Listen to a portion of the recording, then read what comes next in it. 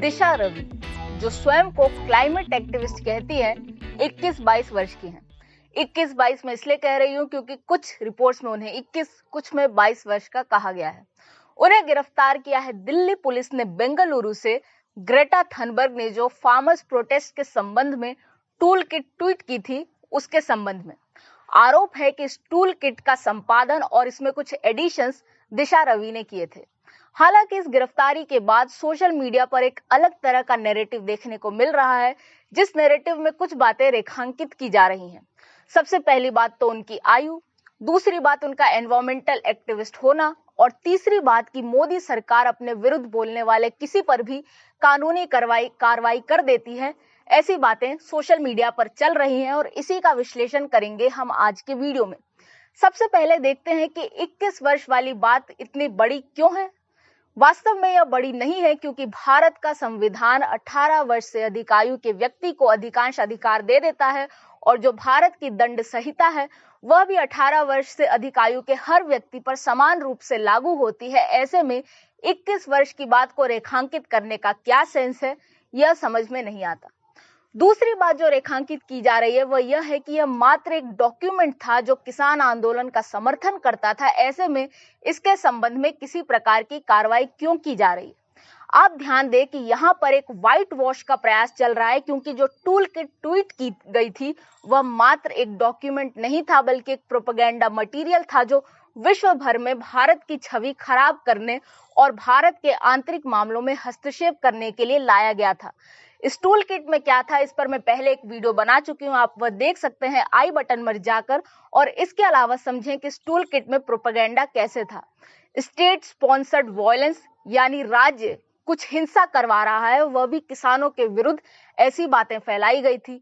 साथ ही किसानों की खराब स्थिति की बात की गई थी और भारत में मानवाधिकार उल्लंघन होता आया है, ऐसी तरह की झूठी बातें फैलाकर एक तरह से विश्व समुदाय की सिंपैथी हासिल करने का प्रयास हो रहा था। और जैसे इस डॉक्यूमेंट का प्रसार बड़ी हस्तियों तक किया गया, उससे यह भी दिखता है कि एक अंतर्राष्ट्रीय हस्तक्षेप का प्रयास है, जो भारत में सांप्रदायिक सद्भाव है या फिर जो शांति है उसे बिगाड़ने के लिए।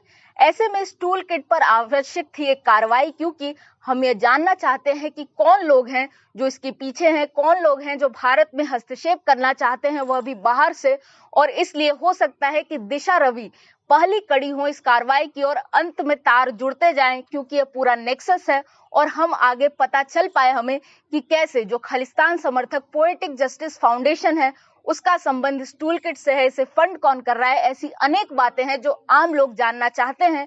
ऐसे में यह सिर्फ एक डॉक्यूमेंट नहीं था। तीसरी बात जो मैं अंत में करना चाहूंगी वह यह है कि एनवायरमेंटल एक्टिविज्म, क्लाइमेट एक्टिविज्म, इस चीज को रेखांकित किया जा रहा है कि कैसे पर्यावरण के लिए चिंता करती थी दिशा रवि। तो मैं उनके कुछ पास्ट इंसिडेंट्स बताना चाहती हूँ जहां पर उन्होंने पर्यावरण की चिंता की है और कैसे की है। वह संस्थापक हैं फ्राइडेज फॉर फ्यूचर इंडिया की, संस्थापक सदस्यों में से एक हैं। और फ्राइडेज फॉर फ्यूचर यह शुरू किया था ग्रेटा थनबर्ग ने। ऐसे में हो सकता है कि ग्रेटा थनबर्ग और दिशा रवि के बीच इस टूल किट से पहले भी कोई संपर्क रहा हो। Greta Thunberg Fridays for future में ये करती थी कि स्कूल में हर शुक्रवार को आंदोलन या जागरूकता अभियान प्रकार की चीज चलाई जाए क्लाइमेट और पर्यावरण को लेकर।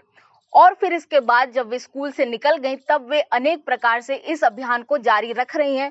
और उसी का भारत में जो चैप्टर शुरू किया गया था उसके संस्थापक सदस्यों में से एक हैं दिशा रवि। इस चैप्टर ने क्या क्या किया है, इसने अलग अलग एनवायरमेंटल प्रोटेस्ट में भाग लिया है, जिसमें से मैं दो को रेखांकित करना चाहूंगी। सबसे पहला है एनवायरमेंटल इम्पैक्ट असेसमेंट के लिए ड्राफ्ट, जो 2020 में आया था, उसे लेकर एक ईमेल और सोशल मीडिया अभियान चलाया गया, जिसमें लोग जो मंत्रालय है पर्यावरण, वहां पर मेल भेजते थे और बताते थे कि कैसे पर्यावरण के लिए ड्राफ्ट नुकसानदायक है। और इसमें उसी प्रकार की भ्रांतियां फैलाने का प्रयास हुआ था जैसा कि हो रहा है अभी किसान आंदोलन के संबंध में। ये ड्राफ्ट में वे बातें नहीं थी जो लोगों को बताई गई मिसलीड करने के लिए, और वैसी ही चीज हो रही है किसान आंदोलन के साथ। ऐसे में हो सकता है कि दिशा रवि का अनुभव पुराना है और उस समय भी इन पर कार्रवाई हुई थी यूएपीए के तहत। हालांकि बाद में इसे इंफॉर्मेशन टेक्नोलॉजी एक्ट के तहत कर दी गई थी, जो कि सही भी था, क्योंकि सोशल मीडिया या फिर जो इंटरनेट यूजर्स हैं उन्हें गलत प्रोपेगेंडा, गलत समाचार जानकारी देने के लिए इस प्रकार की कार्रवाई की जा सकती है। गलत जानकारी कुछ ऐसी दी जा रही थी कि इस ड्राफ्ट नोटिफिकेशन में लोग बिना पर्यावरण अनुमति के ही अपनी इंडस्ट्रीज चालू कर सकेंगे, जबकि वास्तविकता यह है कि इस ड्राफ्ट नोटिफिकेशन में एक तरह से एक्सपेंशन किया गया था सोशल और इकोनॉमिक इम्पैक्ट भी ताकि जोड़ा जाए, क्योंकि पर्यावरण कारणों से जैसा हमने देखा है कि किसी प्रोजेक्ट को दूसरी जगह शिफ्ट किया जाता है तो इसका आर्थिक प्रभाव क्या होगा, इसे भी जोड़ा जाए। यह बात उस नोटिफिकेशन में थी और उसमें जो पर्यावरण अनुमति की बात थी, जो पहले से प्रोजेक्ट्स चल रहे हैं वे इस अनुमति को बाद में ले सकते हैं, यह बात थी। और कुछ जो छोटे छोटे प्रोजेक्ट्स होते हैं, जैसे कुम्हार जो मिट्टी लेता है, जो खनन गतिविधि में नहीं गिना जाता है, उसके लिए था कि इसके लिए बाद में अनुमति ली जा सकती है और उसमें भी जो इंडस्ट्रीज हैं वे स्पेशल जोन्स में हो तभी उनके लिए यह लागू होगा और वे बाद में अनुमति ले सकती हैं, लेकिन अपने ऑपरेशन शुरू करने से पहले ही उन्हें अनुमति लेनी होगी। एक बात तो यह थी। दूसरी बात जो इसमें उठाई गई थी वह यह थी कि जो पर्यावरण के लिए पब्लिक हियरिंग्स होती है उसे 30 दिन तक सीमित कर दिया गया, जबकि वास्तविकता यह है कि यह हियरिंग एक दिन ही होती है और 30 दिन का समय फिर भी दिया गया है। इसलिए यह भी एक तरह से गलत बात फैलाई गई थी। एक बात फैलाई गई थी कि इंफ्रास्ट्रक्चर परियोजनाओं के लिए कोई पर्यावरण अनुमति की आवश्यकता नहीं होगी, जबकि वास्तविकता यह है कि एनवायरमेंटल क्लियरेंस उन इंफ्रास्ट्रक्चर परियोजनाओं में छूट दी गई है जो सीमा है उसके 100 किलोमीटर के दायरे में आते हैं, क्योंकि आप समझ सकते हैं कि सुरक्षा और देश की रक्षा के लिए कितने आवश्यक हैं ये इंफ्रास्ट्रक्चर प्रोजेक्ट, और ये पर्यावरण अनुमति के कारण न अटके, इसलिए ऐसे प्रयास किए गए।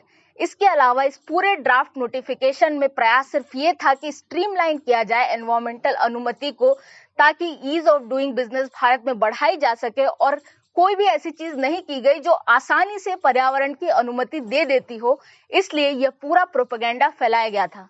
इस प्रोपेगेंडा में जयराम रमेश, जो कि पूर्व पर्यावरण मंत्री रहे हैं, उन्होंने भी अपनी भूमिका निभाई थी और अब जब दिशा रवि की गिरफ्तारी हुई है तब भी वे आगे आए हैं दिशा रवि के समर्थन में, तो हो सकता है इनके बीच भी कोई कनेक्शन हो। और दूसरा जो अभियान चलाया था इस FFF इंडिया ने, वह यह था कि आर्य कॉलोनी को लेकर, आप इनके इंस्टाग्राम पेज पर जाएंगे तो आपको सिर्फ आर्य कॉलोनी नहीं बल्कि Mumbai metro, coastal road project, इन प्रकार की सभी प्रकार की परियोजनाओं पर ये लोग विरोध दर्ज करते हैं। जबकि वास्तविकता यह है कि यदि आर्य में मेट्रो शेड बन जाता तो जितने पेड़ कटते उससे प्रति वर्ष मात्र 48 टन कार्बन डाइऑक्साइड का उत्सर्जन अधिक होता, जबकि जो मेट्रो प्रोजेक्ट बन जाता उससे 26 लाख टन एक दशक में, यानी हर वर्ष 2.5 लाख से ज्यादा टन कार्बन डाइऑक्साइड उत्सर्जन को रोका जा सकता था। ऐसे में एक तरफ है 2.5 लाख टन कार्बन डाइऑक्साइड, एक तरफ है 48 टन कार्बन डाइऑक्साइड, क्या उपयुक्त होगा? तो ये जो सारा एनवायरमेंटल एक्टिविज्म वे चला रही थी वे मात्र एक्टिविज्म पर आधारित था, उसमें साइंटिफिक रिसर्च, साइंटिफिक सोच की कोई भूमिका नहीं थी। ऐसे में उनके इस योगदान को रेखांकित करना भी गलत है। और अब पुलिस जो दिशा रवि पर कार्रवाई करेगी वह देखते हैं। आप जुड़े रहें स्वराज्य से।